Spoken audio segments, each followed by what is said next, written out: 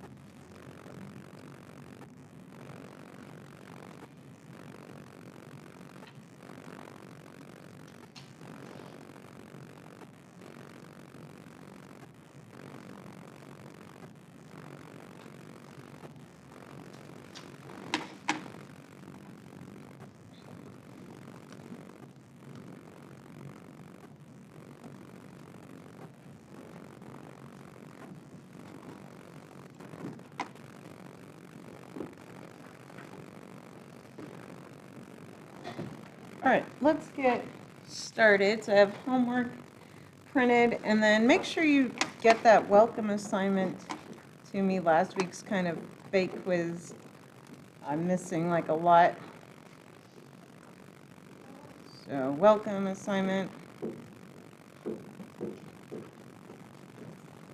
And so then, right, this week we'll be back to our regular schedule. So we'll have our quiz over molecular geometry, a little bit of, right, hybridization on Thursday, of course, in recitation. And then I'll also be having you probably like do a topic check-in at least. And I'll probably do that through Blackboard unless people have strong objections. So I'll post that assignment shortly. All right, so let's get into chapter 9 now, which is, again, right, we're building on these concepts, and we saw, right, how our orbitals kind of came together for our geometry. But now we want to look at those orbitals in more detail, and we want to just start by piecing together our diatomics and how, again, those orbitals come together, right, where are the electrons located? And I just wanted to start off with this picture, and I actually don't think the book introduces it that well, because, you know, they're like, oh yeah, Schrodinger's equation, blah, blah, blah. Boom, here's all the orbitals of H2. And then the way they present it, they don't really break it down in a way that's very friendly. So I wanted to just kind of piece this together, because if you can start seeing what the heck this thing is showing, right, then you're going to really start seeing how to piece together these MO diagrams.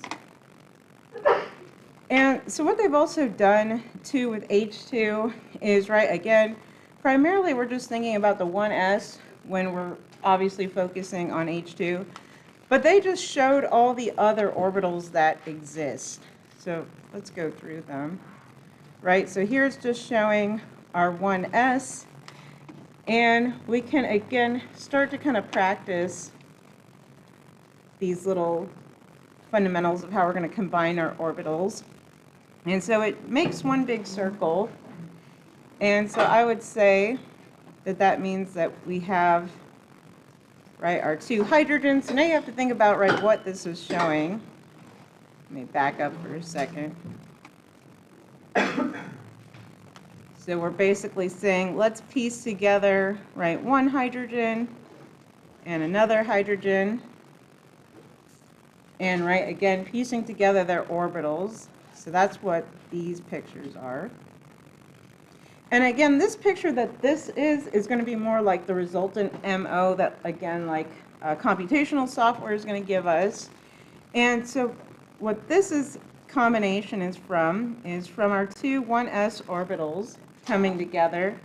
And they have the same shading. I'm using the formality of unshaded, but it doesn't matter as long as they're the same. And so again, if we can kind of imagine this coming together now, it makes this bonding orbital, right? And we could also call this a sigma bonding.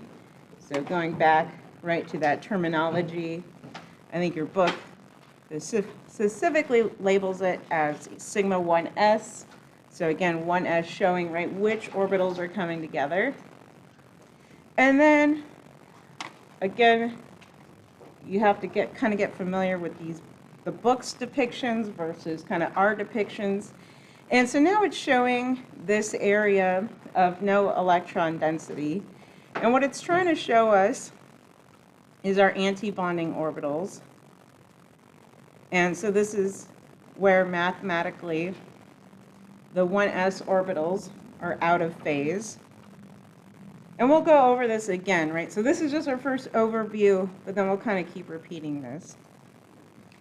And so we would call this sigma, and then we use a little star to denote that it's anti-bonding, right? So that's actually an unfavorable interaction there. And we can say 1s still, so anti-bonding orbital, as shown here. So, but yeah. It's just like 1H for like 1 electron in our hydrogen. And so then what's kind of confusing, right, is normally, and when we practice this again, we're going to stop here, right, because hydrogen just has 1 electron. So this is basically what we're looking at, right, our 1s bonding versus our 1s anti-bonding.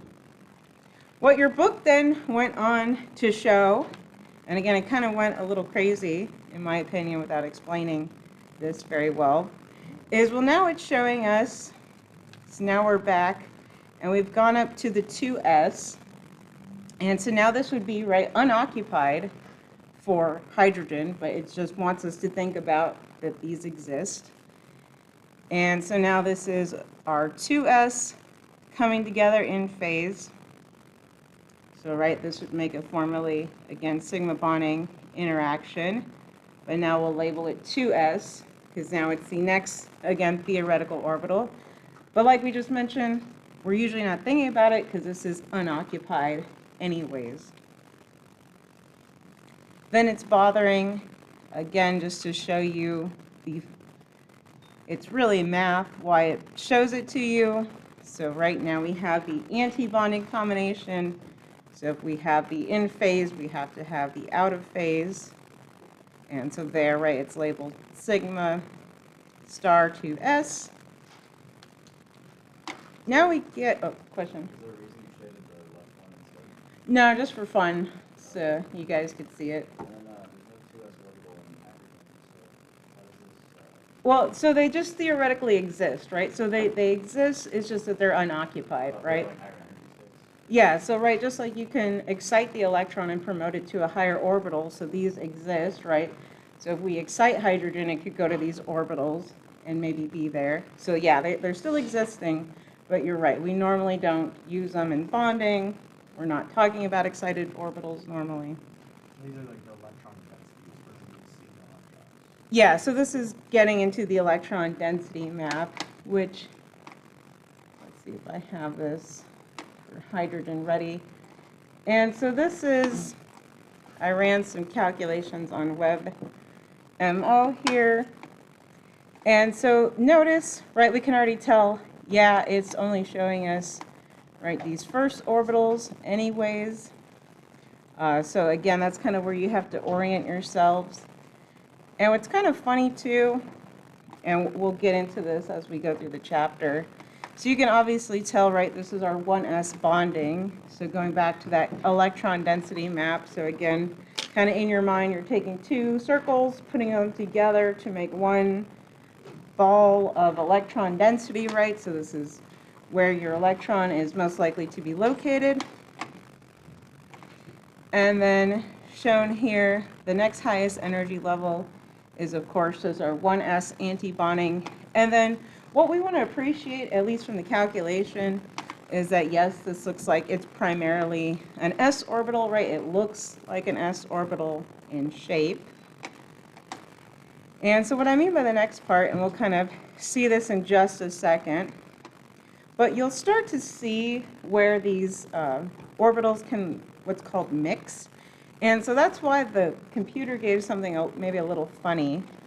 And so it's showing actually a mixed orbital. It's hard to tell because it ends up being just one big symmetric ball anyways. But this is both the 2s theoretically, but also the pz, which we'll see in just a second. And that's a little more evident from the mixed antibonding orbital that it shows. Again, right, it's unoccupied anyways. It just calculated it. So we're normally not, again, looking at these. But now we can tell, right, from this shape, so it has this dumbbell repeating pattern. So this is a mixed antibonding orbital. But we'll get back to that. So kind of going back to laying out the pieces. And so that's what these next orbitals are now again laying out the pieces of our higher energy p orbitals. And so it drew these in phase like this. And so what these are, let's redraw these. So notice this is px and py, and then your book is showing them, what it's trying to show you by drawing these side by side is that they're at the same energy level. So again, showing that they are degenerate. Same energy. So same energy is degenerate. And then, right, draw out how we are familiar with looking at it. And I'm just calling this px right now, up and down. So, right, what this is. So, of course, right, they just showed it nice big in phase through space pi bonding. So, again, right, this is our pi bonding. Kind of see how they show the electron density, right, in the pi bonding. And then, again, we're showing the same thing by showing these in phase p orbitals on top. And, of course, right, again, they're combining to make this through space pi bond, and then right in phase on bottom. And so just keep that on mind, right, that the phases aren't shown with these little depictions. So kind of keep that in mind that yes, they have different kind of shading, that this is a darker shade versus a lighter shade, right? Because your p orbitals have that node, so they can't cross over, remember, necessarily. Well, there's that, just that node there of electron density, excuse me. And so same thing, so now this is in the y direction, going in and out the plane of the board. So in phase, oops, gosh. So in phase there, again, our pi interaction, and of course, right, 2py, since we have our p orbitals invoked on the second level, yeah. Are both of these, the pi, the x, and y orbitals, do they both have one shaded orb and one orbit? Yeah, so there would be, again, right, it's not shown here, but this would be like shaded, this would be unshaded. But this is just trying to show you more electron density. Does that apply to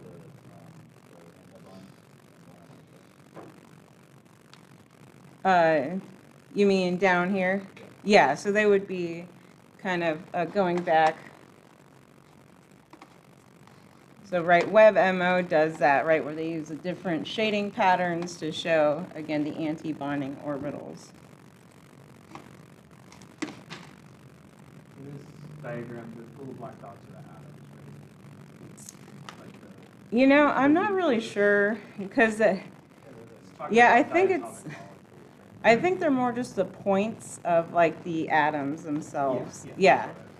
So, yeah, not the electrons filling up, but, yeah, I think they're just, yeah, the nucleus, exactly. And then, so just continuing to orient ourselves on this diagram. And so what we have here is drawn now our bonding, and sorry, trying to make it more even, not the best artist. And so right, the middle parts have to be in phase, and then the outside parts don't match. So of course the middle, right, we have this nice spear. So now, right, that's our bonding combination of our PZ. But then we're also thinking, right, this kind of looks like an s orbital, right? And it is a sigma bond. So again, right, head to head looks like an s. And so later we're going to see mixing with that. So just kind of keep that in the back of your mind. Was that a mixed orbital? Not this one. So this one, again, is just the PZs coming together. And so this is just kind of drawn like so, like if you can imagine smashing the two blank spears together, right, to make a big spear. So you would get that. So it's not a mixed orbital? No, because it's only P here, right? So it's just two P orbitals. Yeah, so we haven't done any what's called SP mixing, which, again, we'll get to. And then, so our last ones are, of course, our anti-bonding orbitals. So, right, they draw them all kind of splayed apart here. And we, of course, can draw them with the shading. So right now they're out of phase, so now we don't have that interaction across creating that pi bond. So it's a pi anti-bonding with our little star here. And I wasn't very good with my direction, so I probably should have drawn it better. So py, px. Oh, let me redraw it. Now I'm going to drive myself crazy. Okay, so I'll draw py. So coming in and out of the plane of the board, or at least trying to. So py. And so now I'll draw this, whoops, px.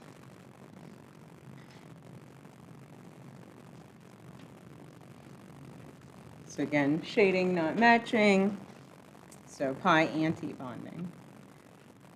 And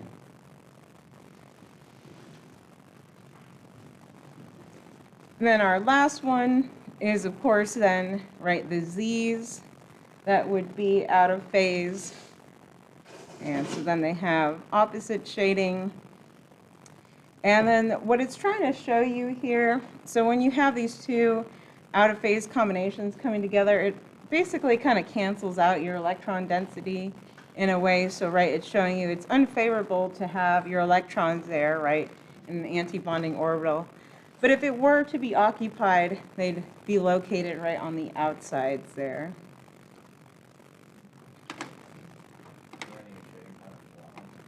So yeah, just the opposite shading pattern here, right, alternating. And we did see that in the WebMO, if we remember. So I'll put that up. So remember this one, where it's just the alternating shading there. So it looks mainly like, right, those two PZ orbitals. All right, so everybody still with me there? Yeah, because remember it's head-to-head. So as long as it's head-to-head, yeah, so it's PZ, but then sigma since they're directly facing one another. Yeah, as long as we, of course, have the Z, right, as a principal. So just... Oh, this says 1s, so I'm just reminding us, right, that usually we just look at the 1s for hydrogen, but then we just looked at all the theoretical ones. And that's what, again, our book is trying to set us up for the diatomics, but I almost thought it confused people. All right, so now we know what the heck the book was trying to set us up for. And so now let's just focus back on our easier orbitals for now. And so we just want to start with H2+, H2, helium 2+, and helium diatomic. And then you can, of course, tell me why helium diatomic would probably not exist. And so for these, right, we can just focus on the 1s. And let's just start with hydrogen, since that's the easiest. So hydrogen. And so again, I'll just kind of put that they're each donating 1 electron, or if it's more clear for you, right, we can just draw out, okay, we have our 1s. Maybe that's better notation. So we have our 1s, okay, 1 electron on each one, right, just keeping track of our electrons. And so for these, we can just draw out, right, our 1s. So that's going to be our sigma 1s bonding. So of course in phase. And then let's draw our little energy. So of course, right, it's a 1s, there's one of them, so it's just one line, right, representing that. And then our next orbital is, of course, has to be our anti-bonding orbital. Again, it's just by math, right? So if we have the in-phase combination, we must also have our out-of-phase combination. And so now we can fill in our electrons. And so it's a couple of tricks. So, right, we are combining 2 atomic orbitals, right? So just a 1s from one and another 1s from the other hydrogen. And so if we have 2 atomic orbitals, we have to have 2 molecular orbitals. So write the same number that you put in. So 1, 2, just sanity check. Then we can label this, so sigma antibonding with our 1s. Now, right, we fill in our electrons. And so in this case, right, we're just looking at all the orbitals that exist. So sometimes, right, you'll just count valence versus total, so it kind of depends. Usually we just look at the valence electrons, but if you're ever drawing the 1s as well, right, you'll need the total. And so now we fill it in, so 1, 2, and then that's it, right? And so now we can start to conclude some things. And so now we have what's called our bond order. And so we can calculate that. And so the whole idea of the bond order, too, is to verify, like, how does this look with our Lewis dot structure, right? Is what we drew with our Lewis dot structure, does it match now with kind of this MO theory in our bond order? And so our bond order is calculated by the number of electrons in bonding minus the number of electrons in antibonding, and then divided by 2. So of course, for hydrogen, we can do this one together.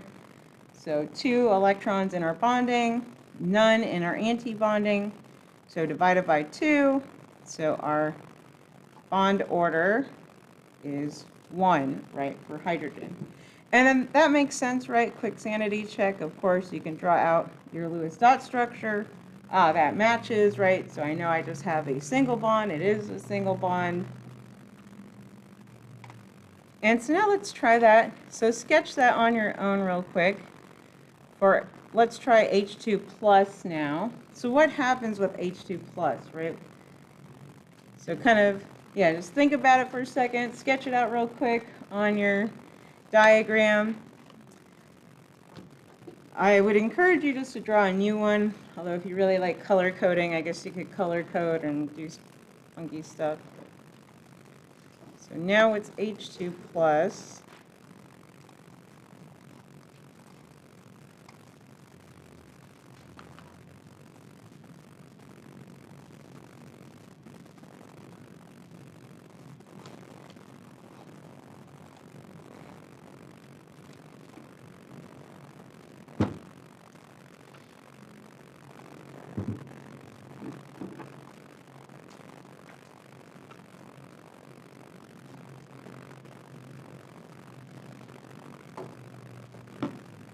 And if you're in the chat, right, you can tell me bond orders, tell me what it looks like.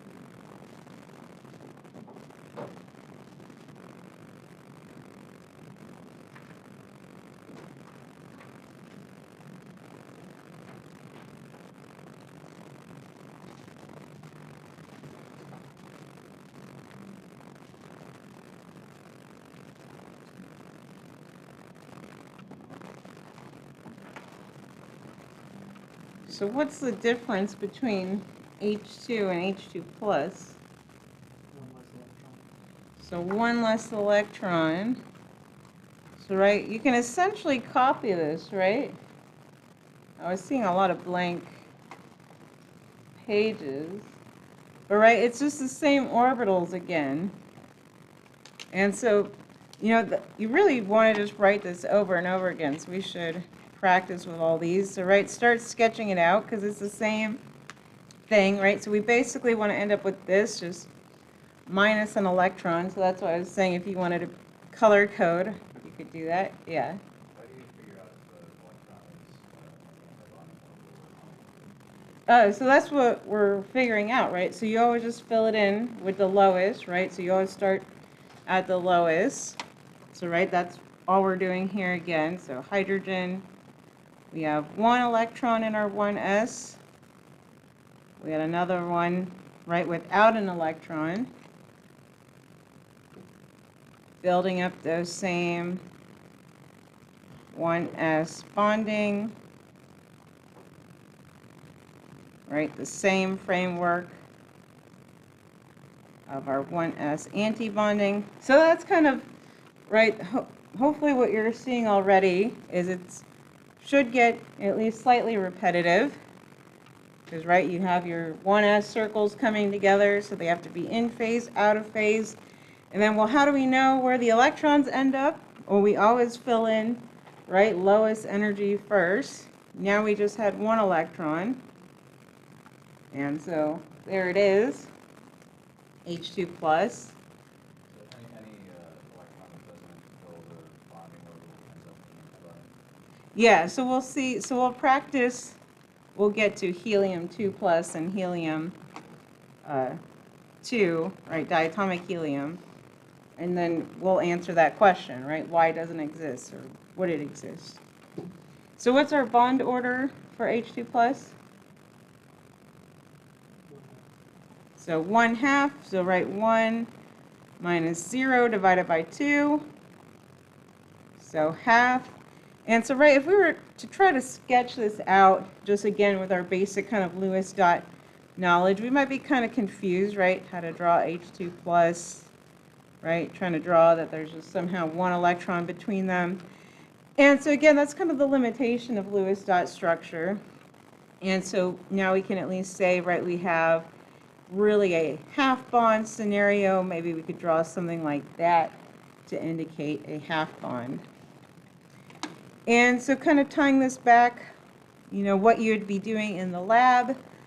Okay, once you have, you know, made this theoretical H2 plus, you can predict all this, right? You can predict this. And then what you're going to be checking to kind of see what verifies that. Well, your bond length. So your bond length is pretty long on this H2 plus, telling you, right, it's fairly connected. It's got a half bond, so pretty weak. So that makes it longer. You can also see that right in our bond energy, so relatively low. So again, weak bond. All right, so now try that for helium 2 plus. And there it at least tells you how many electrons in case having issues calculating. So now sketch that out. Yeah.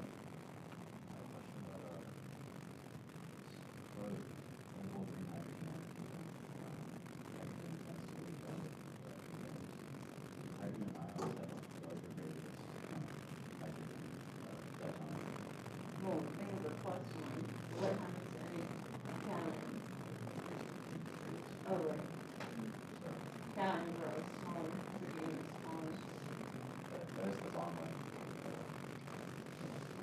Yeah, the bond length is talking about each cation itself. But yeah, I don't know that we can have a bunch of gas in the H2 plus. So that's the other challenge is like, yeah, trying to figure out like what can you actually deliver in bottles. And, like, yeah, even though you can make these things theoretically in the gas phase, like how stable is it? So, if you spoke a little bit that like triangle thing that you created there, so like you have the hydrogen molecule one that has it, and the hydrogen molecule minus one. Yeah. And that's more like that's a kind of representation of trying to fill these electron densities. Yeah, because we're like, these that are our energy order. pieces. Yeah, and then exactly, it's like you have that basic framework of like, here are energy levels, right? But then it's like, how does it fill in for this molecule? Okay. And then, yeah, we'll see more detail with the SP mixing.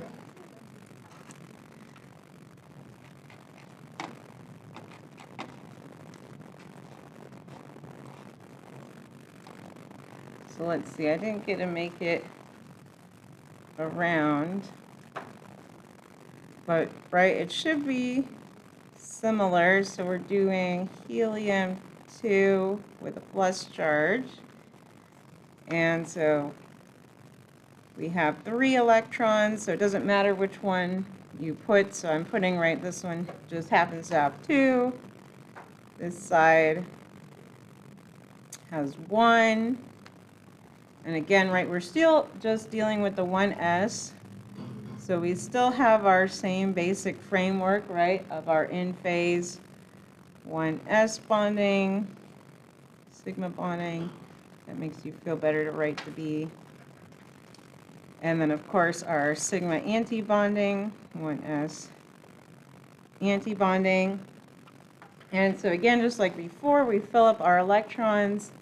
So now we have 1, 2. Obviously, right, we can't fit anymore there. So now we're forced to go into the anti-bonding of 3.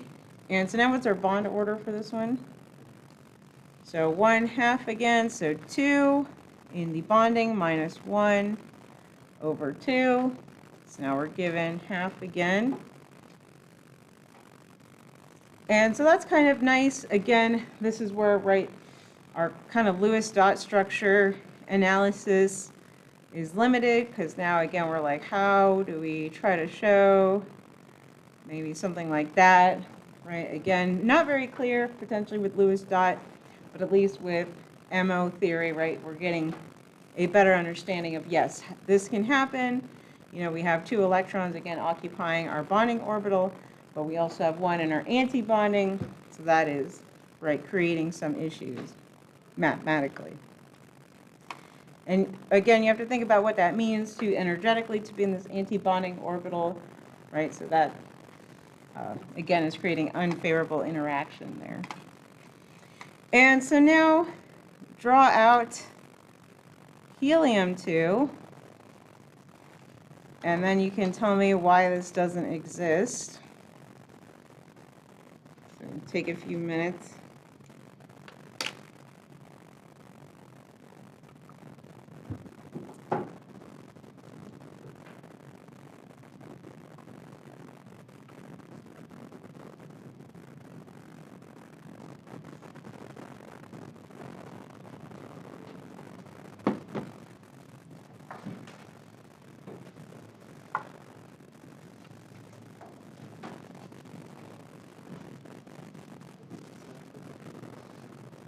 Yeah.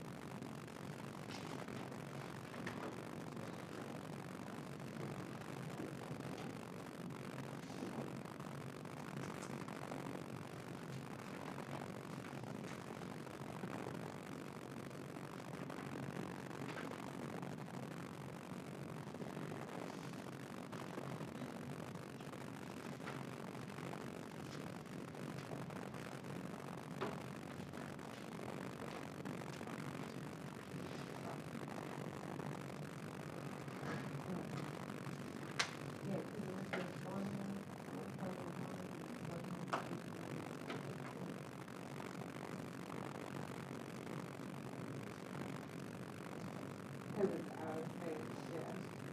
But yeah, let's see, I just draw it like the labels, and this one is out of phase. It should not happen.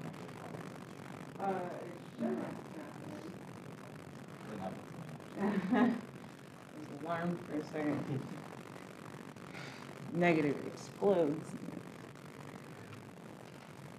All right, so what did we find for helium? What was kind of the trouble, or Mom, what did we get? There was, the bond order turned out to be 0 because it has an equal number of electrons in it bonding versus an And so did everybody get that as well? So I saw the sketches, I think, were looking better as I walked around. So yes, right now we're showing why it cannot exist. And so just like you found, if you have an equal number in your bonding as in your anti-bonding, right, that essentially cancels out your bond. So 2 minus 2 over 2, so 0. So no bond there.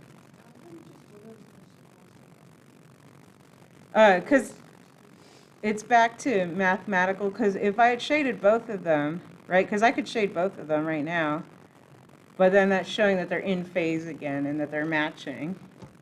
Yeah, so again, it's just like the mathematical combination is you have to have where the shading is the same, and right, you can either think of it as like plus minus charges too, if that like works better in your head. I just like the colors of like matching colors or not matching colors, but yeah, that's essentially what you're trying to say is like there's a combination where they're in phase and they can mix, but just as you have the mixing combination, you mathematically have to have the not mixing combination. I have a question about that actually, because opposite charges will attract. So why is it that? Well, it's more phases. Don't think about it as like charges. It's, yeah, phase. But yeah, sometimes you'll see it represented as like plus negative phases.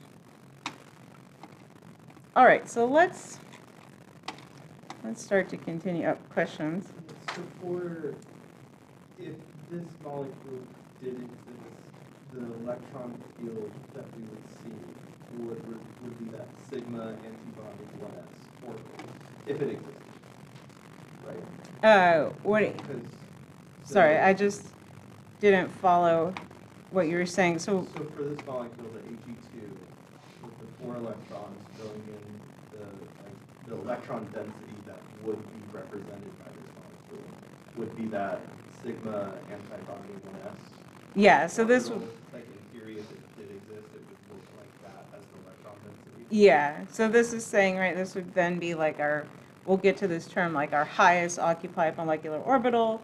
But yeah, like we're seeing, right, it just explodes at that point, the molecule, that it can't hold itself together. Yeah, but yeah, right, there would be existing exactly in those. In that sense. Yeah. And all 4 would only be existing in that sense. Well, so 2 would be in the bonding and 2 are in the anti-bonding. Yeah. So yeah, they're filling up. So again, that's like the power of the MO as we're seeing, okay, yes, there are 2 that are occupying, right, this bonding position. They're in phase, they're happy, they're running around. But then we have 2 that, right, are out of phase. So that's not good. All right, so let's get to our demo for a second. But before we get there, so first just draw me out our Lewis dot structures of N2 and O2.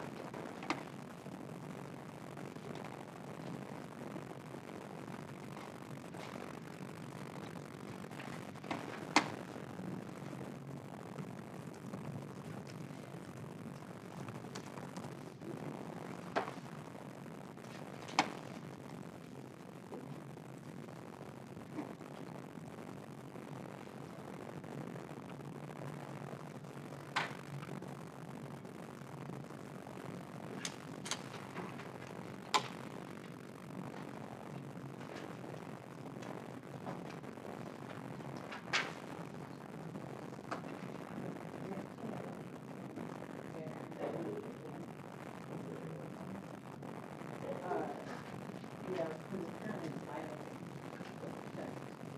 The bond has to. Yeah, you have it right now on the bond.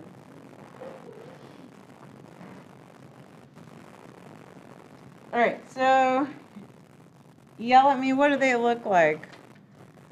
Let's start with N2. So how many bonds, how many lone pairs? Bond, you want to go for it? It's one sigma bond and two lone pairs in each nitrogen. And then how many pi bonds? Because we have one sigma, and then, One, or yeah, three, and two. 2 pi, so 3 bonds total. And so, right, if we remember, so that probably means that 1 is a sigma, 2 are pi. And then what does our oxygen look like, our O2? Each oxygen is gonna have 2 lone pairs, and then the bonds. So 2 lone pairs, 2 bonds. And so this looks good. And so, right, we're examining them. They look pretty, I don't know, I would call it relatively unremarkable. And so what I would also kind of assume by this, again, this is just our Lewis dot assumption, is we would assume from this that both are what we call diamagnetic,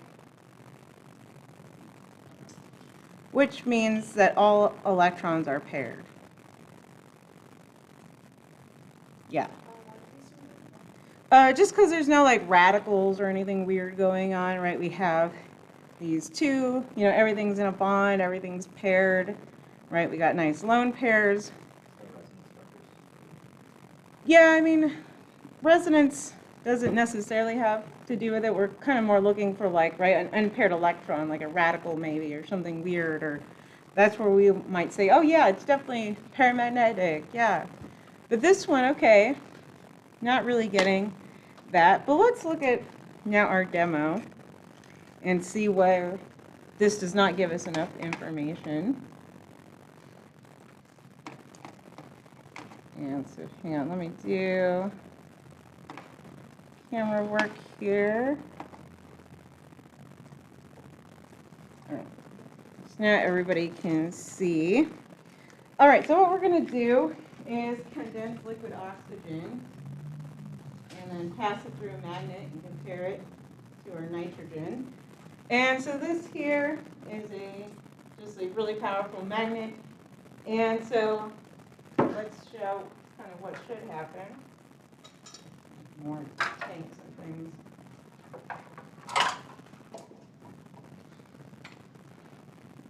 Sorry, I just needed slightly more room for mine. All right, so this is liquid nitrogen. It's about 77 Kelvin.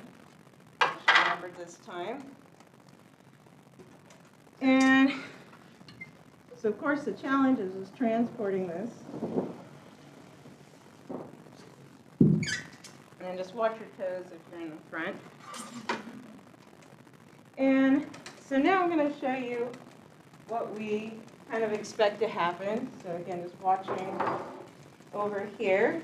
And again, right, it's diamagnetic. Nothing's going to happen. It should pass right through the magnet. And so you see that, right? It's not getting stuck or anything. It's just flowing on the floor. You can watch your toes. Okay, so again, not that remarkable. So now let's condense some oxygen. So liquid oxygen is about 97 Kelvin. And so obviously that's why you can use nitrogen. I should have said so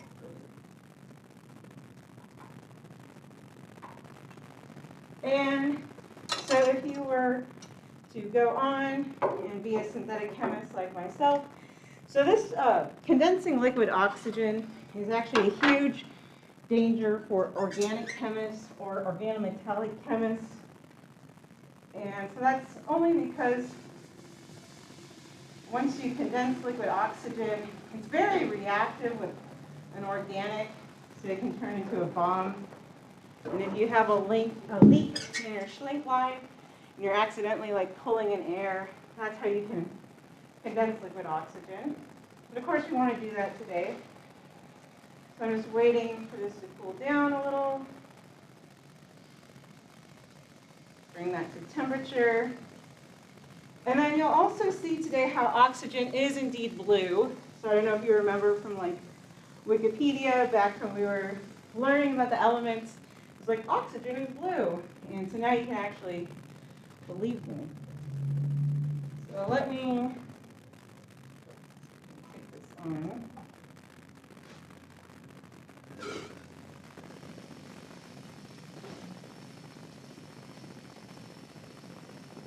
What's in the green container? What's in what container? The green container? Oh, the green one is oxygen, so I'm trying to condense it. Oh. There it goes. You can see how it's blue. I want to fill up a little bit more.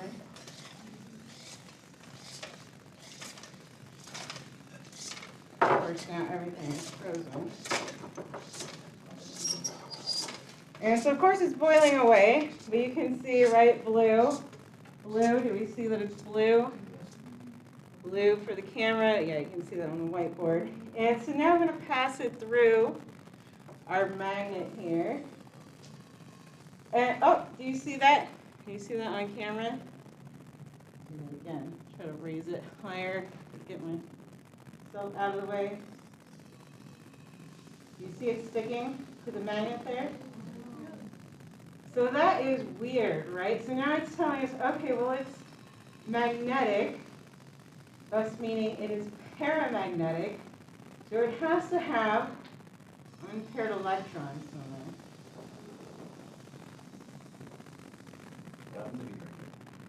We drink liquid oxygen, you'll just like burn. But I mean, you know they put liquid nitrogen in drinks and stuff now, or like fancy stuff and bubbles. Put my thing back on there. Boy in a Christmas. Yeah. All right, so that was our demo. That was liquid nitrogen that you poured into the tube, and then So yeah, liquid nitrogen was poured that into canister, here. and then you cooled it down, running Yeah. the oxygen through the copper tube. Yeah, so now it's gonna spew out oxygen as it heats up. But yeah, so right, we just pass the gas through here, but again, since oxygen has a slightly higher boiling point, right, we can cool it down with our liquid nitrogen. So again, 97 for oxygen versus 77 Kelvin for this one. Oh, let me take that out of there. And so now's a good time for a break. But what I also like to do with this demo, because we have a tank of liquid nitrogen, is so we can, I'll put some marshmallows in here to kind of freeze them. And they taste pretty good when you crunch them. So yeah, we'll try to take a break time so we can eat marshmallows. And after the break, we'll do our orbitals, right? And then we'll see with our MO diagrams that yes, it is paramagnetic. I know everybody's thinking about marshmallows now. All right, so yeah, I'll do break time. And then if you want marshmallows, just come up.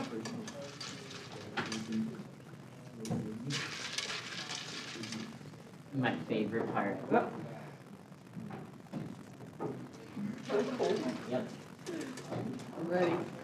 Wrong. Oops, oh no.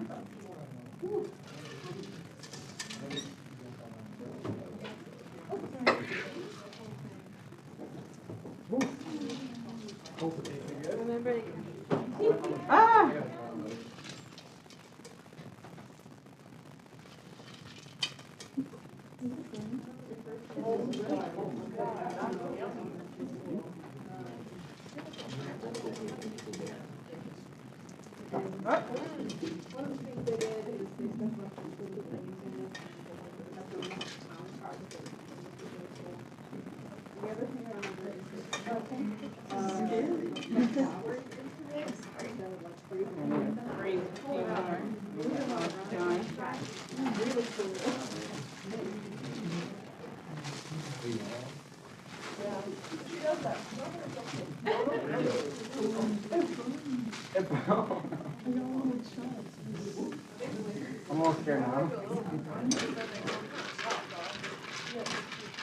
I'm gonna go and get some scrambles.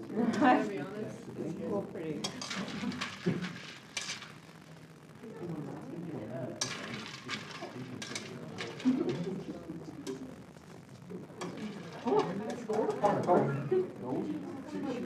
Oh, wow.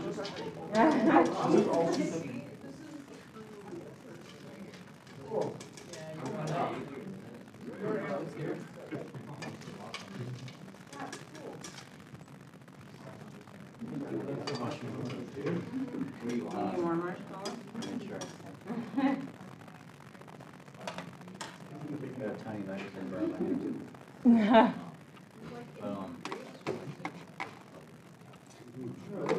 I want to do my paper on the energy return on investment of thorium power, because it's like theoretically not. Because there's a study, like the most cohesive study on the ERLI of uranium, like nuclear power as a node is 5 to 1, which is higher. It's like the highest as far as fuels that aren't fossil fuels is. And if you really interested in that, I just want to make sure that's okay with you. Yeah. That That sounds like a good topic. Like, just want to get your region. Regular marshmallows and jelly beans. If you want to try jelly beans. I don't know that I would try jelly beans. You can. Nick, it was Nicole on the suggestion of Nicole. Do you want? Really? I was obsessed with that, like 2016. That's weird that those will stink. Yeah, that's. Can I put one in to see if it will? Yeah, right down there. Well, if it's stuck in there, I will be happy to be the one to throw them out.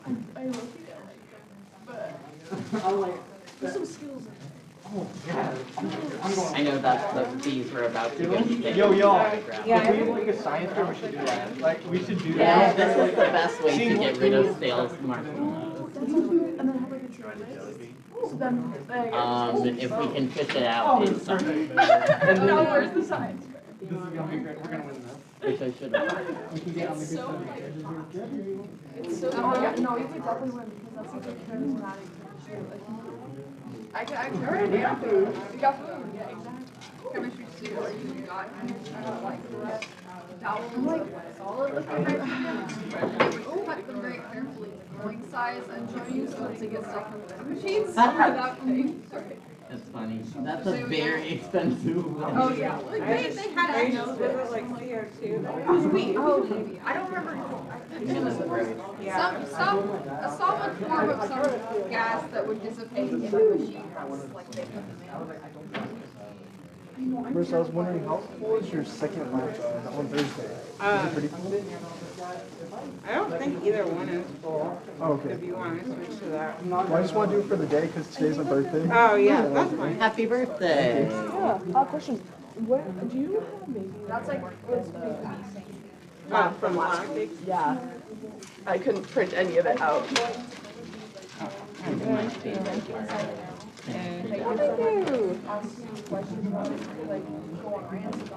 you have this one already? No, I do not. But I'll take that now. And homework. Okay, maybe that's it. Did you need another? Yes. Oh wait, chapter 8 homework is or are we reading? Oh, that was last week, so I thought you meant, I thought that's what Oh, you it were is last asking. week. Yep, thank you. You want some regular marshmallows?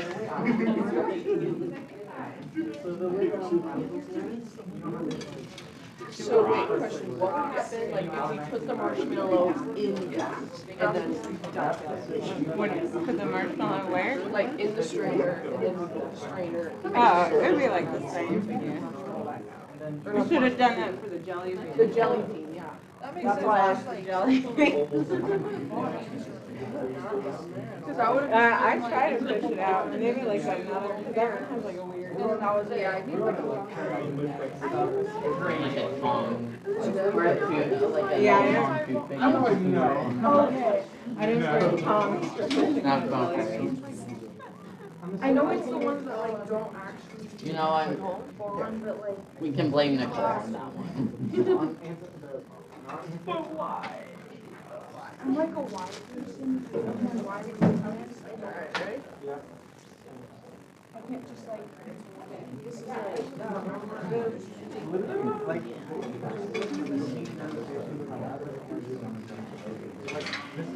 I wonder what. More marshmallow. Do you mind if I try it? Yes. Yeah, I would just put it in the ladle this time.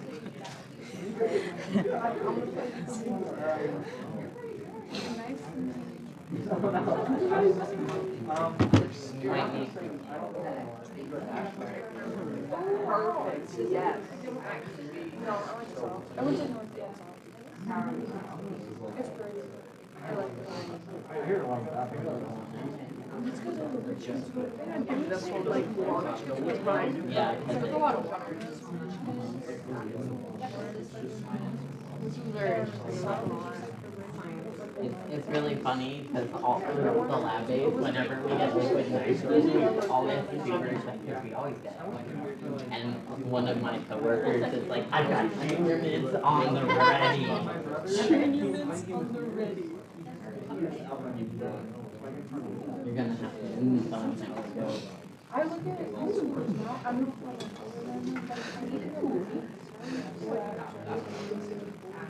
I just feel like it'll be a really cold jelly. Crunchy jelly. This is very cold. Dude, my I dad get gets it. like frozen. They call it a bit like yours.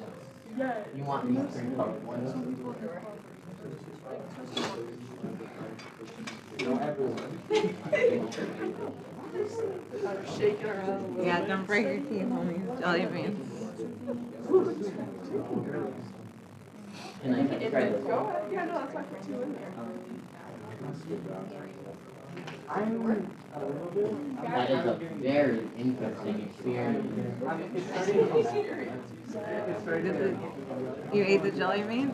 It like shattered like a really brittle piece of hard candy. That's actually quite pleasant.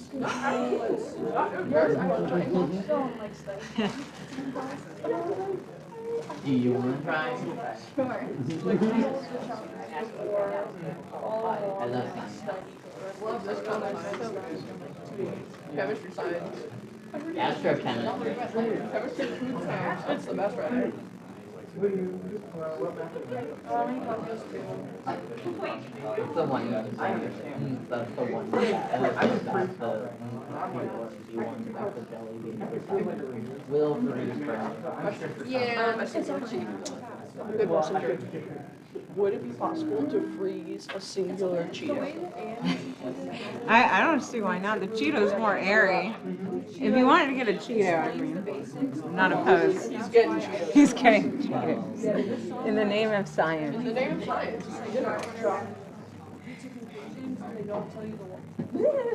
Y'all are brave with this. Yeah, but I love it. Go with your teeth.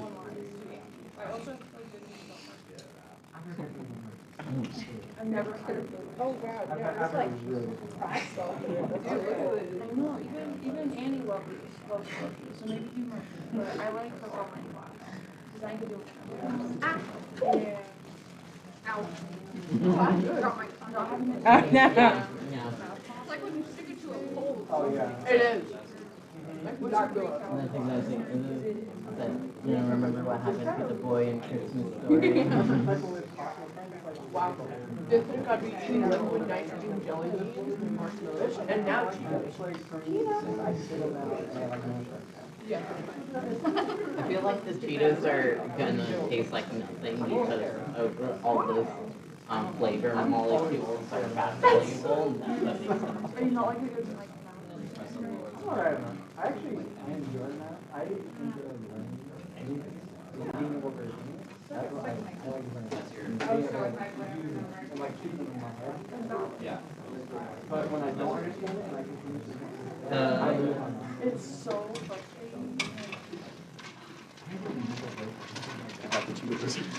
Nice. The Cheetos. I feel like those should float. So I feel like you're good to just like toss them in there if you want. Oh my god! Wait, was it your first ever?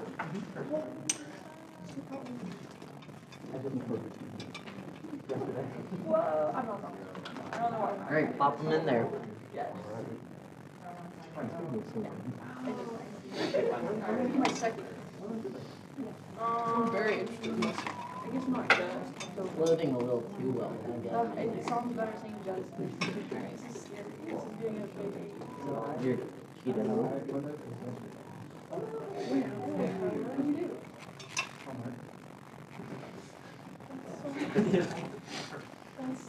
May I try? I don't have much of a try. Just feels like a cold Cheeto, but it's fun. It's like it's a novel sensory experience. Yeah. I have not known.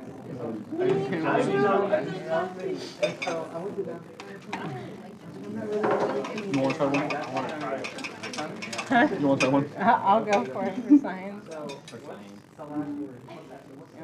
Thank you. You should, yeah. Yeah. You're doing it. I feel like the marshmallows are way better. But interesting. Should we just go to the vending machine and like get What? This Apparently. This is novel. This is good to know. This is good, very good to know. Okay. knowledgeable? All right, let's start making our way back to notes. We can play with more liquid nitrogen in lab and after class. And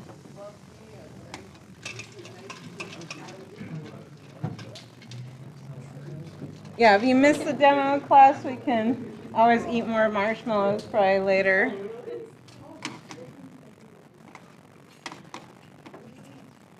All right, so let's, before we, fully answer our question of, again, well, how do we prove now with our MO theory that yes, oxygen is actually paramagnetic versus nitrogen?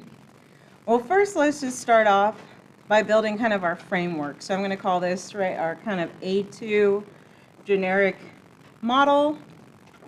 And so this is our generic model for basically like our second row here, especially, right, our diatomics. So again, that's what we're focusing on. And the first thing that we'll start off with too is what's called no sp mixing. So basically we just want to kind of think about, again, our orbitals, right, of hydrogen that we had gone through over here, and now we're going to start piecing them again more together. And so let's just start with that. And so again, if we're on the second row, we can kind of ignore our 1s if we wanted to. And so I'm going to do that. And so we'll just have, again, our generic, so now A. So we'll have our 2p orbitals and just draw them out. So again, I'm just drawing them like so to show that they're degenerate. You could draw them, you often see them just kind of drawn like that, 3 of them in a cluster. But again, right in your mind, you're thinking that right now they're degenerate. So it's not until you start kind of mixing stuff around that their energy levels, of course, may change.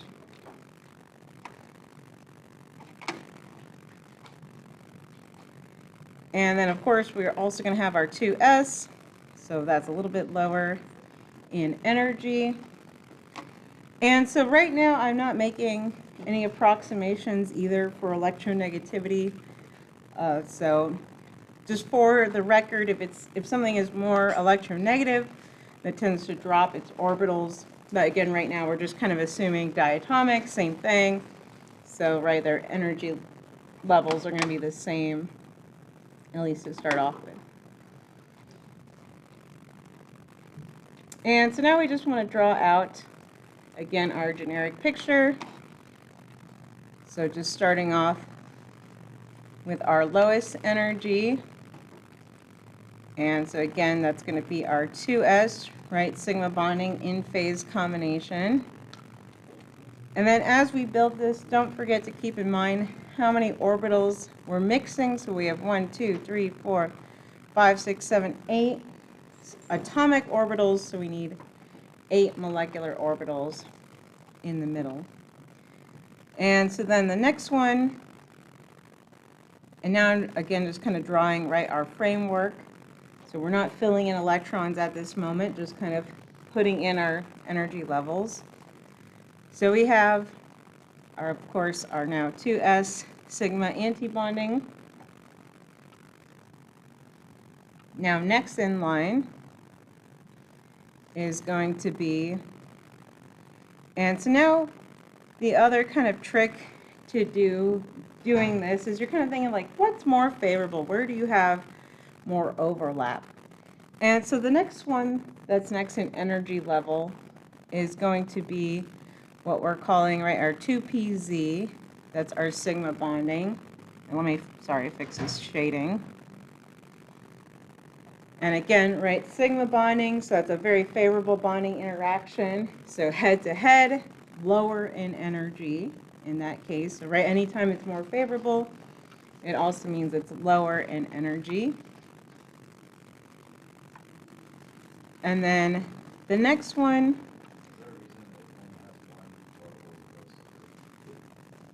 because we're just looking at the PZ, right? Oh, like each one here?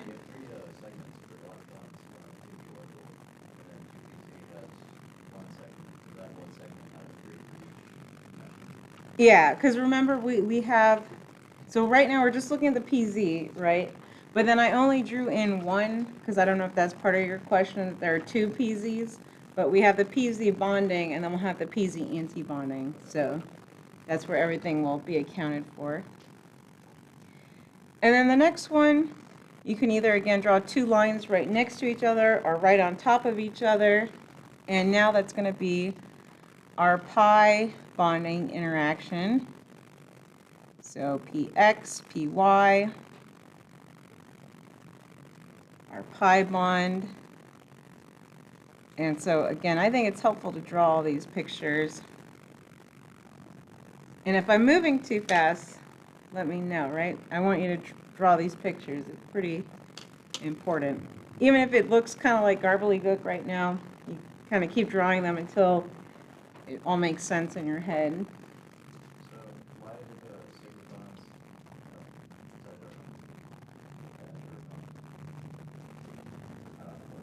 bonds? No worries, right? So then I'm just kind of making sure we're all caught up. I don't want to move too fast. Right, so we're just, and these, so again, bonding, bonding, anti-bonding. Is that a 2p orbital? Oh, yeah, 2p. Remember, we don't have 1p's.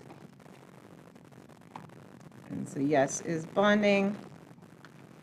And right, again, put the B there if you need it to remind you, right? So then when you go back through later trying to figure out your bond order, you're just counting, and okay, this is a bonding, right? This is anti-bonding, this is bonding. And so now just continuing, and so now with the anti-bonding, it continues on with kind of like the next kind of, so now our P, 2p anti-bonding is actually next. Since again, right, they're not that favorable of bonding since it's that through space interaction. But that also means it's not going to be that terrible for anti-bonding either. And so now we have, again, our px, py anti-bonding combination. Again, degenerate, right? Because it's just x and y, so there's no real difference in overlap. And then our highest energy level is going to be that 2pz sigma anti-bonding. Our shading out of phase. And so again, right here's your framework. Double check yourself. So 1, 2, 3, 4, 5, 6, 7, 8. So we have our 8 now mixed molecular orbitals. And so I do want to show you So if we go back to our notes down here, so this is a very valuable kind of cheat sheet, essentially. This is like your answer for everything for the whole quarter. But what we're trying to figure out here is, well, where the heck did all these things come from? And so what we need to first tell you is that there's no SP mixing with these ones. So with oxygen, fluorine, and neon, there's no SP mixing, which gives us the order that we just laid out here. And so what I mean by this, and we'll see this in just a second. So now zooming in and comparing between nitrogen and oxygen. So now notice, so right, this is our 2s, and it's shown over here. So right, 2s antibonding, next one. And then notice there's a flip in who comes next. So when we don't have SP mixing, we just have, again, right, our PZ is next, that head-to-head interaction. But in just a second, we'll see how that SP mixing kind of changes the order there. Yeah. Yeah, so this should be straight from the textbook, this picture. So it is in there. And yes, this is a super valuable picture. So I noticed when you were listing out those energy levels of the sigma and the antibonding, you had put the sigma antibonding first, or the peace roll. Do you want me to go back to the? Yeah.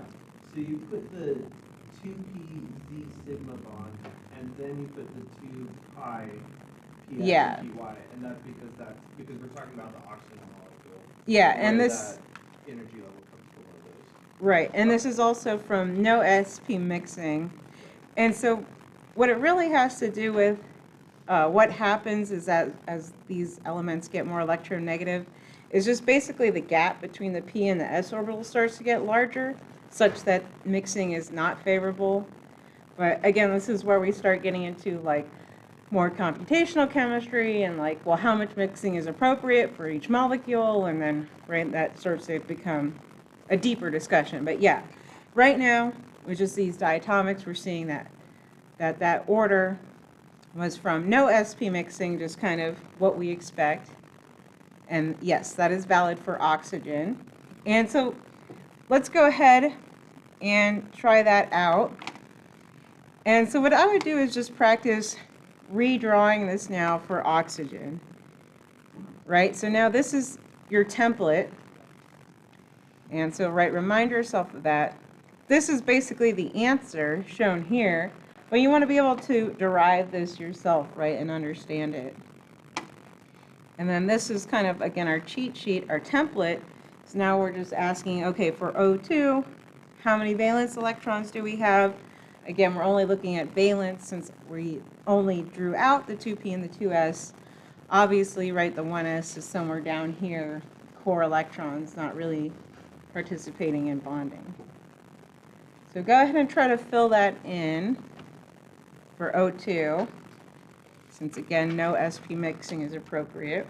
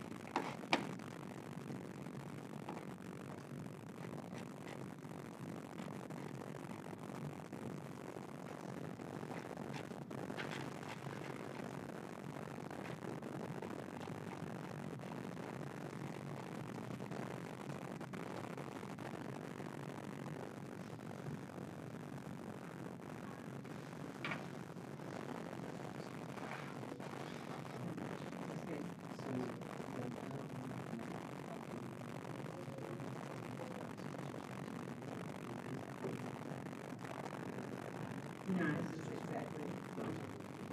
Yep.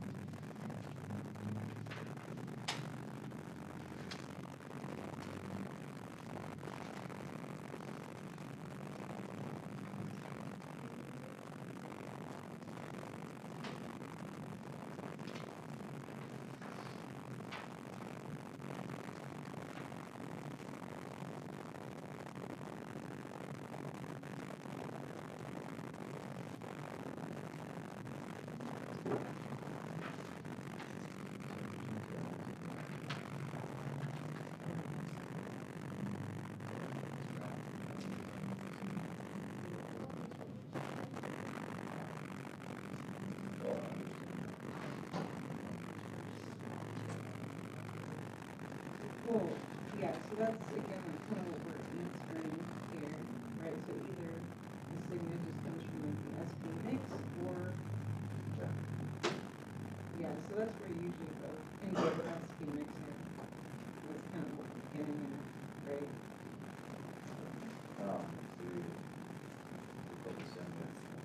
Yeah, for the correct electrons and then make sure you have, I think you forgot one.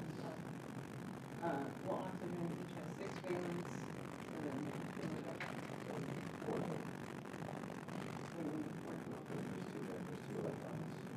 but you want all of them, right? So you have 12.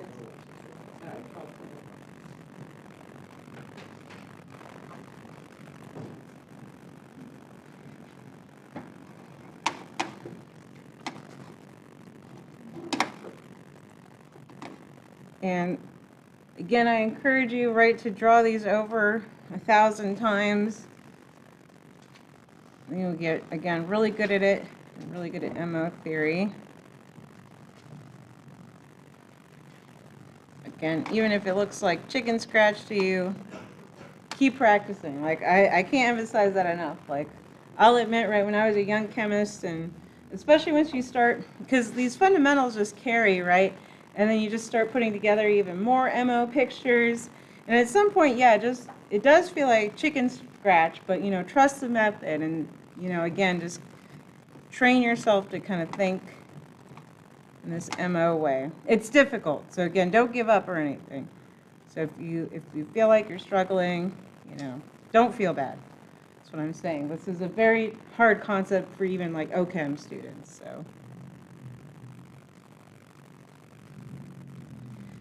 And so, right, I'm just going to redraw it. And that's fine if you like stare at this and recopy it. I think that's the best form of practice. Just recopy, recopy, recopy until it feels repetitive. And so I'm just going to lay out our framework. So, of course, our 2s bonding, 2s anti-bonding,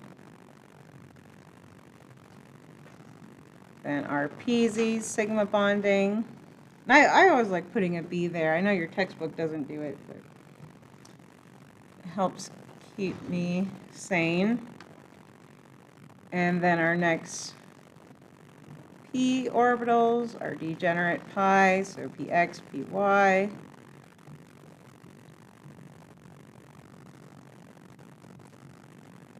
And I still like drawing it. It helps us later.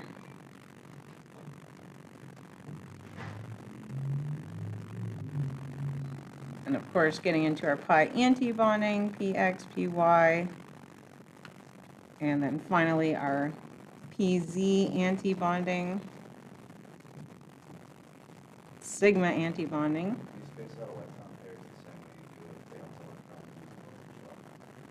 You just fill it up right from the lowest to highest. So then, how many valence electrons do we have in this system?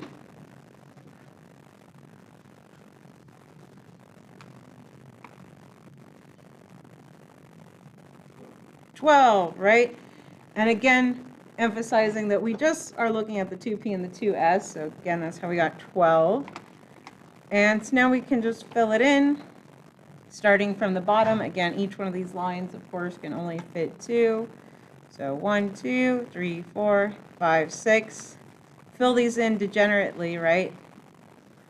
Sorry, I lost count. 1, 2, 3, 4, 5, 6, 7, 8, 9, 10. And then here we go, 11, 12. And so what did you notice about your electrons there? So kind of what hints at what we saw with our experiment? Where are the unpaired electrons?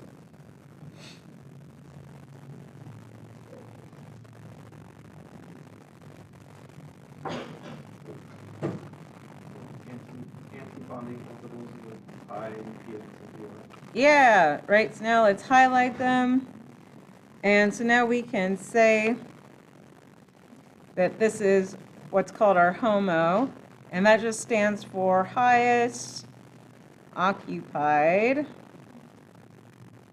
molecular orbital. So chemists often say that, right? They're like, what's the HOMO? What's the LUMO?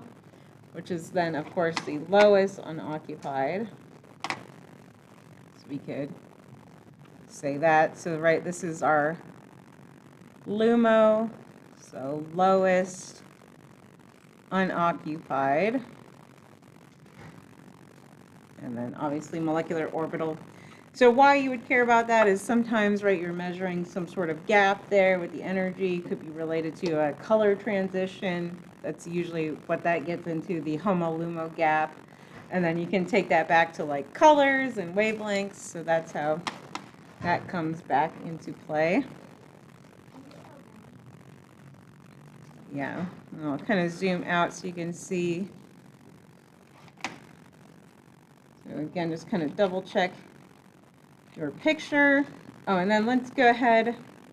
We should also calculate our bond order while we're staring at this. Why do you fill the pi bonds, anti-bonds first instead of the sigmas? You're talking about these versus this one up here? Yeah. So we have to kind of remember they're like the opposite, right? So these are the lowest because they're the most favorable interaction, right, in their bonding. But then these start to go into like who's the lowest, but that means like the lowest is going to have less interaction. So this is the next one in energy level, right? Because even though it's anti-bonding, they're like not quite directly, right? So you have that through space interaction, so even though they're anti-bonding, it's not as bad, versus this is higher in energy. Yeah, well, it's also just like who's more interacting, and like being that head-to-head and having that, like where they're anti-bonding and opposed, that's just higher energy level and unfavorable, so that's why it's higher. So then you just have to fill up these first, so obviously, right, we would have to keep going, so 12, 13, 14, and 15, 16 would be up there. But yeah, so that's why the S is down there in energy level, right? So your S is lower, so yes, your S anti-bonding is down there, that's fine. But again, that's why that PZ is higher. So yes, we have to fill up our degenerate one first, and then like we were seeing, because they were degenerate, we have one in each one, giving us our paramagnetic properties. This might be a question for later, but the Vesper model for this molecule, how would that pi anti-bonding look on for the Vesper model? Yeah, so now we have to kind of put those together. So let's kind of do that. Well, first let's do our bond order really quick. So bond order, we have, so this is where I like putting the B's and the stars. So we have 1, 2, 3, 4, 5, 6, 7, 8 in bonding, minus 1, 2, 3, 4. Okay, so we have a bond order of 2. And so, yeah, let's start to break that down more. So we were saying, okay, we have these oxygens. And we were, again, kind of thinking, at least initially, right, that they're sp2 hybridized. But again, right now we're kind of seeing what does this mean in more detail, right? So we have both this shape. And so now we can try to piece kind of together, right, what's going on. And so this is where we might have like a little bit of discrepancy too, since we're more like invoking SP mixing here, but not invoking it as much here, if that makes sense. Yeah. Well, kind of, they're one and the same, right? So again, it's always asking, well, how much is it mixed? How much is it hybridized? What is really going on?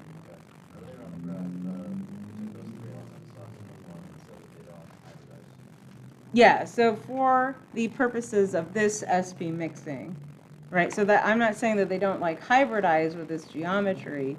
It's just when we're putting together, right, these MO diagrams, the O2 diatomic doesn't mix. Right, so they're kind of giving you different pieces of information is what I'm kind of saying, right? Is that this is an oversimplification in some ways because it's already saying that it's hybridized, right? And that's where, again, we can start arguing about, well, how much mixing is really invoked for this particular molecule, right? But then what we can also say is, well, you know, we can go back to this and then kind of put these pieces together of what's bonding. And so really the only discrepancy is, again, from the mixing, because we still have our sigma bonding, right? Like just like before. So when we said that, okay, let's just go off of the Vesper sp2 mix, and so that's what we get, right? We have our s orbital and we have our pz, just like we said before. So that's going to be mixing, right, to create our sigma bonding there. And then we can see, right, we do have a second bond, again, from our Lewis dot structure in our Vesper. And we can see, oh, yeah, that does match, right? So we're saying, okay, we have a bonding orbital, right? It's fully occupied. But we're, again, just seeing the limitation of this. So this isn't an actual diagram? Essentially, yeah. So it's good, again, right, this hybridization thing works out well, better for like molecules, but then it gets trickier when you start to piece together, right, these molecules is kind of what I'm saying. And so that's why we're just looking now at these diatomics and really breaking it down to where are the electrons, right?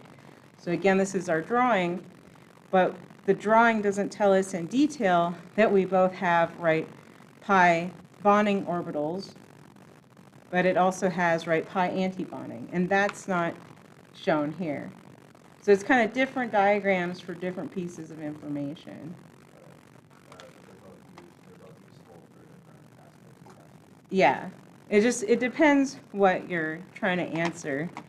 And it gets more difficult, like I said, once you try to put more pieces together. But that's what like higher level classes are for, to kind of see, okay, we can draw this simplification, but what orbitals are really going together? So it's kind of both. So yeah, it's reaffirming the information, just kind of in a different way and in more detail.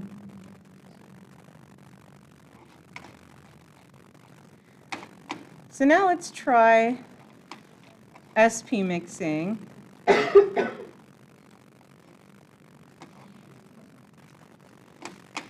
And so we want to do our generic SP mixing diagram. So now A2 with SP mixing.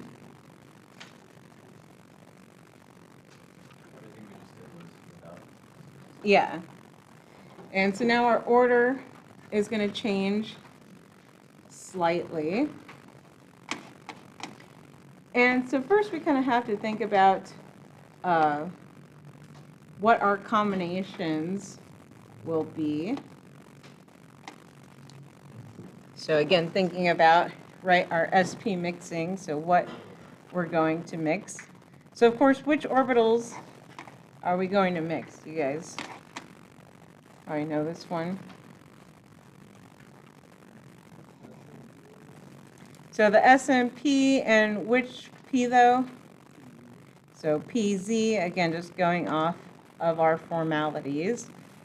And so that means we're trying to mix, again, right, our S's versus our PZs. And so we have to, again, kind of think about our possible combinations. And so I'm just going to kind of write off to the side our possible combinations here. And so, of course, we have what I'll call, right, our most favorable, where everything is the same shade. It just happens to be how I kind of drew it out here generically, but I'll redraw that. So, right, we're saying, okay, our two s orbitals are in phase with each other. And not only are they in phase with each other, but they're also in phase with our PZs. And so now we can mix these to get something that kind of looks like so, with, again, right, large electron density in the middle to show that they are in phase. Good combination. And so, of course, this is going to be also our lowest energy level once we get there. Again, we're just kind of laying out the pieces. Whoa.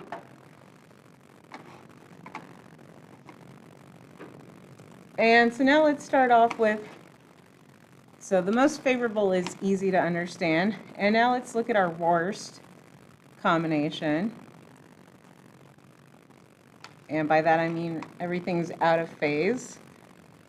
And so our worst combination is, of course, going to be when our 2s is out of phase and then our 2p is out of phase, such that they amplify each other.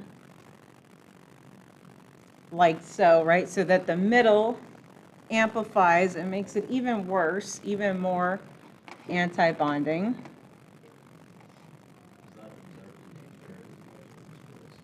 Well, this is, again, just like we're laying out our MOs in what order. So this would be the highest energy level. So then usually, yes, when it's filled, right, that just means that we would have like neon diatomic, right? So then that's not, if it's filled, then that's not favorable, right, because it's not stable like we saw with helium.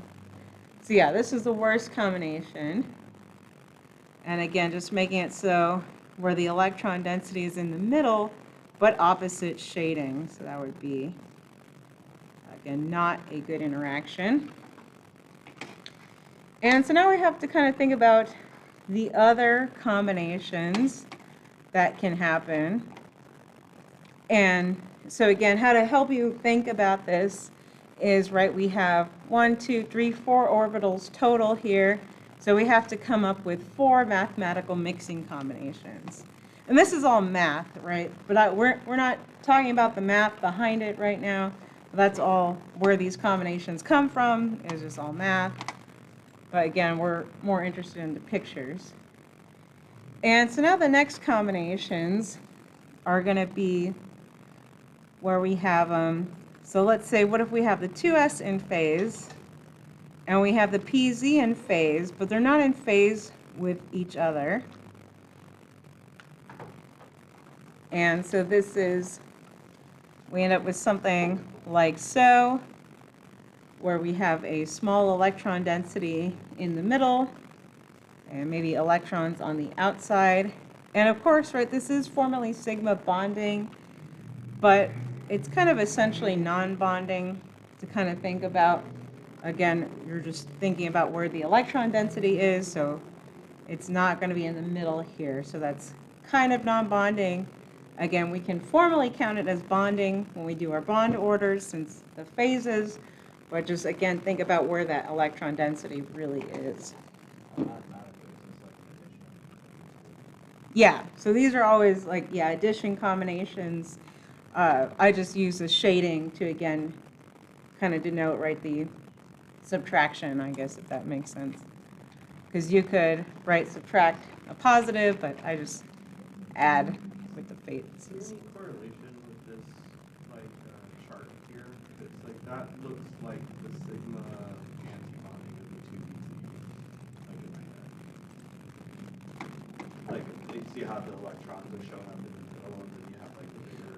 Yeah, it's just kind of like the limitations of how they drew it in some way. But you can kind of see like where it is the same. Similar. Yeah. Because it goes along the same axes, which you're kind of seeing.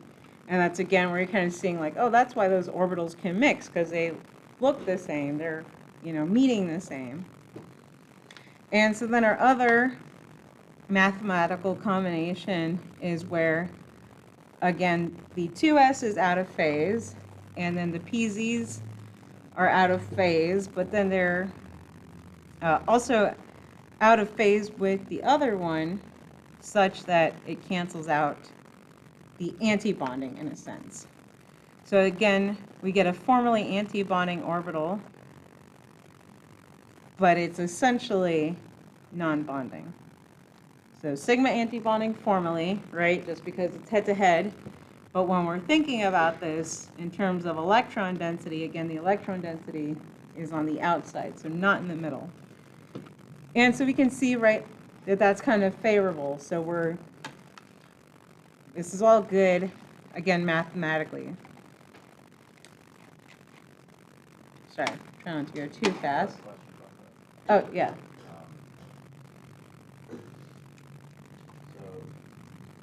in this second, in the very last one here, you have the dark parts on the side, and Yeah. I don't see how the light part there ends up adding to the other one unless it's split. Yeah, I probably wasn't consistent on my shading, if that's what you're. I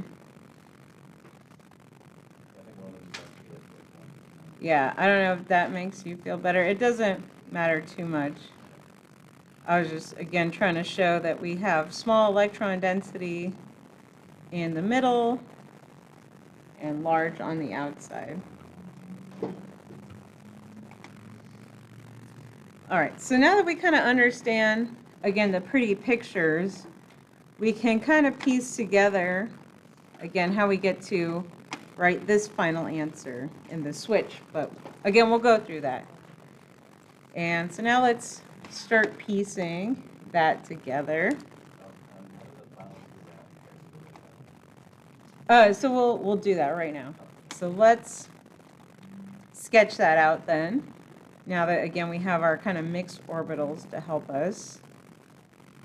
And so I'll just have A here, again, our generic, right, 2p, 2s. We don't need to fill in electrons right now.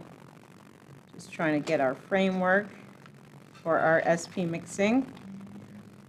And so again, why things sp mix are kind of answered down here, again, with that most favorable combination.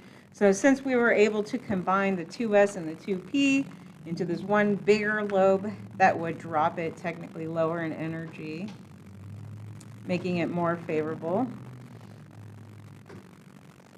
Now this is our 2 sigma bonding interaction. And so next, right, before we formally had our just our sigma antibonding, so we can go back, right, remember we just had our sigma antibonding, but now that we've mixed it, right, remember we kind of minimize this antibonding interaction. The first one? Yeah, so this is our 2s, yeah, bonding. And so then, sorry, this would be our next one, right? So it kind of looks, again, like our antibonding, but again, by mixing, we have minimized that electron density there. So that's favorable, happy. And so I'm just trying to get the primary shading down. And so now, of course, this is formally anti-bonding, so make sure to stick a star on there. And so next is going to be our bonding interactions. And so this is kind of why there is a switch. And again, as we draw it out, I think will kind of help. And so next is our two pi bonds, right? Px, Py, as we're calling them. And so again, those are nice in-phase interactions. And then up above it, and why the switch happened, is again because we minimized that electron density in the center, right? So even though, again, it's formally bonding, so now this is our next sigma bonding orbital, and formally bonding, but again, we've minimized the electron density, so that's why it's up above, because it's really not as favorable, right? So we don't have our big electron density there, so it's basically less bonding than those p orbitals. Does that make sense? Are the 4 bonds that we wrote all sigma bonds? Yeah, all the mixed ones are all sigma, exactly.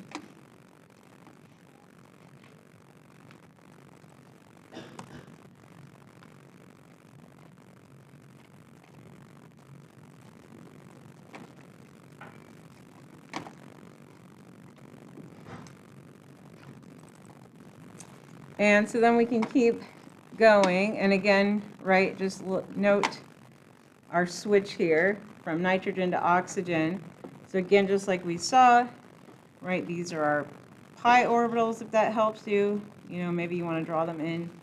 Versus now this is our mixed one. Again, that's our one where we minimized our electron density there from our PZ or PZ mixed. So does that make sense? And so then, right, we can just continue. And so next is, of course, our pi anti-bonding, Px, Py. And then, of course, now this is going to be higher in energy, because now this is essentially, right, very bad now. So our worst combination, so, right, theoretically be higher in energy than just our regular PZ anti-bonding.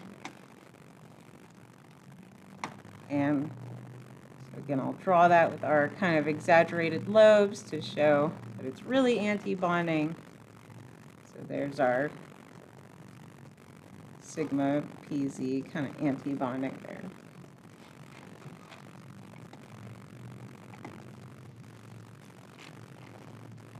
Questions about this one?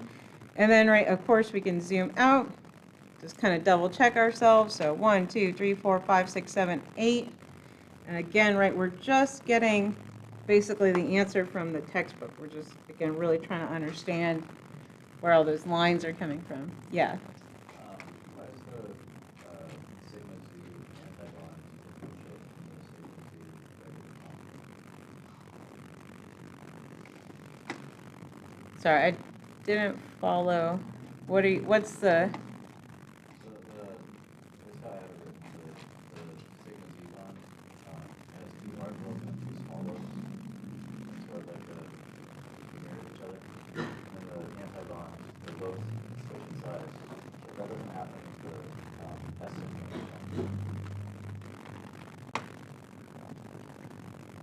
Sorry, I'm just trying to follow still. So are we asking? So like, where these are the same size? Well, Like- on the page we're on,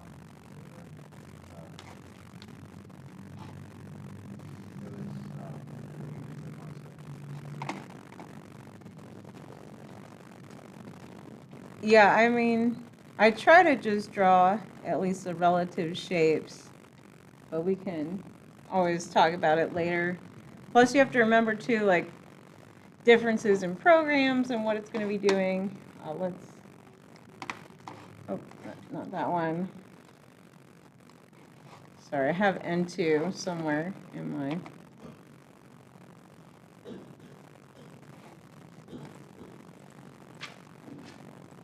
There we go. And so, right, we can at least kind of look at N2 again, just putting the pieces together. And so this is, let's double check this one. So this has, notice 14 electrons, excuse me, can't count. And so, right, and you can kind of tell by the difference in energy. So these are, again, just going to be your 1s on your nitrogen. So this is nitrogen.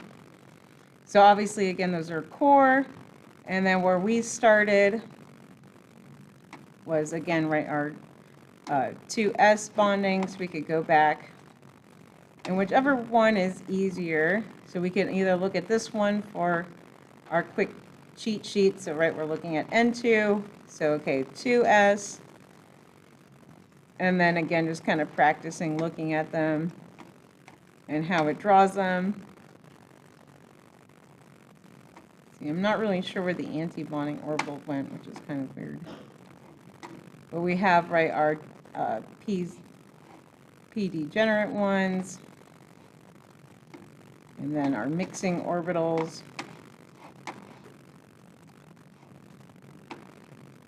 I don't. How was that molecule at the various electron density representation? Yeah. Each representation was where like those electrons are. Yeah, so like this one, right, is showing you that the electron density is kind of on the outside. So again, N2, right, kind of makes sense for our lone pairs where those are occupied.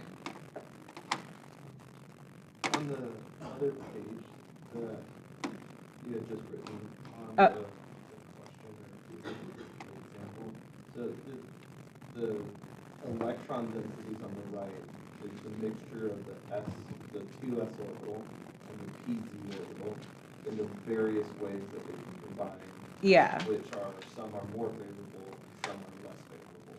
correct. And then on the left-hand side, you just kind of organized it like, that would be the sigma, the 2s sigma bond down there at the bottom is the lowest amount of energy for those electrons to fill. Yeah. And it just like keeps going with different shapes of it. Yeah, exactly. Yeah. Because this, yeah, I was just trying to derive this for you because that can be hard to understand. And like, I just try to go over it with the pictures. Otherwise, right, you just kind of have to accept it, which isn't that great. And then, yeah, just trying to get you to see how they overlap and like what's favorable with our little ball-shaped mechanisms. Yeah, that is good. Okay, I think we are probably running out of time, but we'll keep practicing with this. So again, we'll look at kind of, again, more mixing or hybridization again. And so we'll practice, right, your homework has a lot of bond orders. Remember, this is your cheat sheet essentially to kind of get you through, and then you're just trying to make sure you understand what all these little symbols mean. All right, I will see y'all in lab then.